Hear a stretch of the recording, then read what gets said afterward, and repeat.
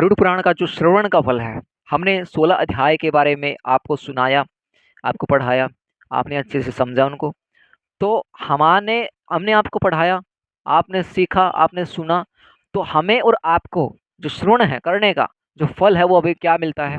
तो यही यहाँ पे जो 16वें अध्याय के बाद यहाँ पे गरुड़ पुराण का जो श्रवण का जो फल है वो अब हम यहाँ पे देखते हैं।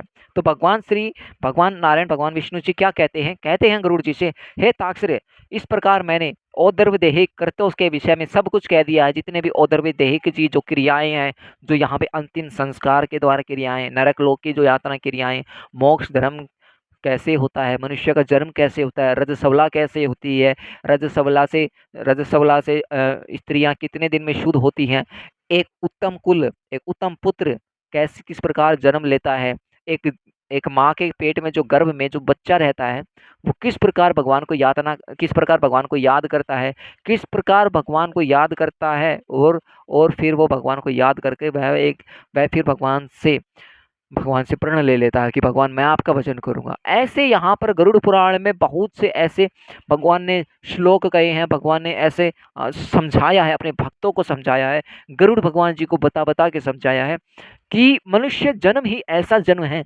जिसमें सिर्फ आप भक्ति करो और मेरे घर पर आ जाओ।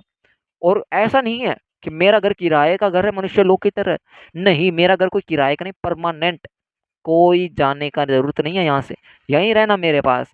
मनुष्य जन्म में सिर्फ भक्ति भक्ति करना, भक्ति भक्ति, हरि हरि हरि हरि हरि हरि हरि हरि जपना, सिर्फ हरि कृष्ण राधा गोविंद कुछ भी एक नाम, शिव नाम कुछ भी पकड़ लेना, सिर्फ वही मोक्ष का द्वार। चलिए क्या है फल देखते हैं। तो भगवान कहते हैं जो भी औदर्देह की जो क्रियाएं वो मैंने आपको सब कुछ कह दिया है।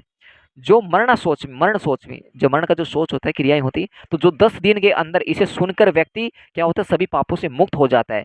यह परलोक संबंधी कर्म पितरों को मुक्ति प्रदान करने वाला है।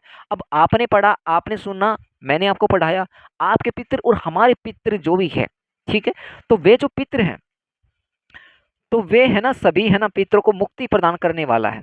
और परलोक में तथा इस लोक में भी पुत्र को वांछित फल देकर सुख सुख प्रदान करने वाला है। जो नास्तिक है, जो गलत कार्य करते हैं, जो अधम है व्यक्ति नीचे, तो प्रेत का यह औदर्व्य देहिक जो कर्म नहीं करता है, उनका जल सूरा के समान ये यहाँ पे अपेय है, पीने योग्य नहीं है, उनके में इसमें कोई भी किसी प्रकार का संशय नहीं है।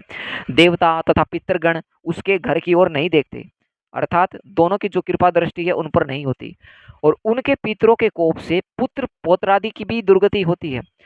अब उनका कुछ जल पान नहीं किया, उनको जो यहाँ पे जो औदर देह क्रिया के अंतर जो बताई वो कुछ नहीं किया, तो उनके जो पुत्र हैं और पौत्रादि है तो उनकी भी दुर्गति होगी।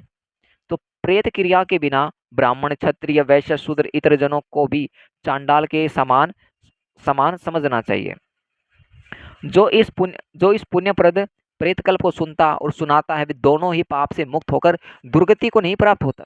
माता और पिता के मरण में जो पुत्र गरुड़ पुराण सुनता है, अगर किसी के माता पिता मर जाते हैं और अगर वो गरुड़ पुराण सुनता है और उसके माता पिता की मुक्ति होती है और पुत्र को संतति की प्राप्ति होती है। जिसे पुत्र ने माता पिता की मृत्यु होने के अनंतर गरुड़ पुराण का श्रवण नहीं किया, अगर किसी के माता पिता की अगर मृत्यु हो गई है और अगर उसने गरुड़ पुराण का पाठ नहीं किया, कहीं से भी नहीं सुना, श्रवण नहीं किया, तो क्या होता है देखिए।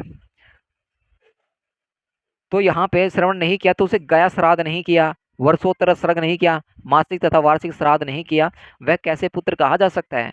वह ऋण तरह से उसे कैसे मुक्ति प्राप्त हो सकती? उस पर ऋण लगेगा, और ऋण लगेगा ना तो फिर ऋण रहेगा, वो ऋण उतरेगा नहीं कहीं से भी, और वह पुत्र माता पिता को तारने में कैसे समर्थ हो सकता है?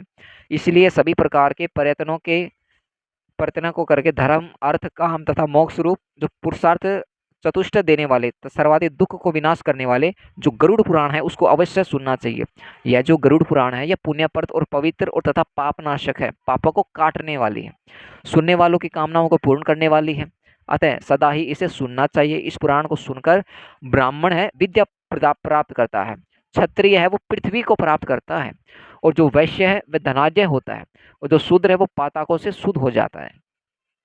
इस गरुड़ पुराण को जो सुनकर और सुनने वाले जो आचार्य हैं, तो आचार्य को पूर्वोक्त सय्यादान आदि संपूर्ण दान देने चाहिए, अन्यथा इसका श्रवण फलदायक नहीं होता। भाई जो गरुड़ पुराण जो सुन रहा है या सुनाने वाला है तो आचार्य है, तो उस आचार्य को संपूर्ण दान देने चाहिए। जैसे कि मैं आपको सुना रहा हूँ, तो आप मुझे दान दीजिए, आप उसके बदले लाइक कीजिए, शेयर कीजिए, सब्सक्राइब कीजिए, कमेंट्स कीजिए, यही आपका दान है, यही हम दान मान लेंगे। अन्यथा इसका जो श्रवण है, पाठ करने का जो फलदायक नहीं होता है। पहले पुराण की पूजा करनी चाहिए, पहले क्या करनी चाहिए, पुराण की पूजा करनी, जो हमारे गरुड़ पुराण है उसकी पूजा करनी चाहिए। उसके बाद वस्त्र, अलंकार, गोदान और दक्षिणा आदि देकर आदरपूर्वक वाचक की पूजा करनी चाहिए। पुण्य फल की प्राप्ति के लिए अन्न, स्वर्ण, भूमिदान के द्वारा श्रद्धा भक्ति पूर्वक वाचक की पूजा करनी चाहिए। वाचक की पूजा से ही मेरी पूजा हो जाती है। भगवान नारायण, भगवान विष्णु जी कहते हैं इसमें कोई संशय नहीं है, और वाचक के संतुष्ट होने पर भी मैं संतुष्ट हो जाता हूँ, और इसमें भी कोई भी संशय नहीं है। तो इस प्रकार जो हमारी जो गरुड़ पुराण थी, जो 16 अध्याय थे, और गरुड़ पुराण का जो इस श्रवण का जो फल था, यहीं पर पूर्व समापन होता है, समाप्त होता है। तो प्रेम से बोले श्री राधे राधे। जय श्री हरिवंश महाप्रभु।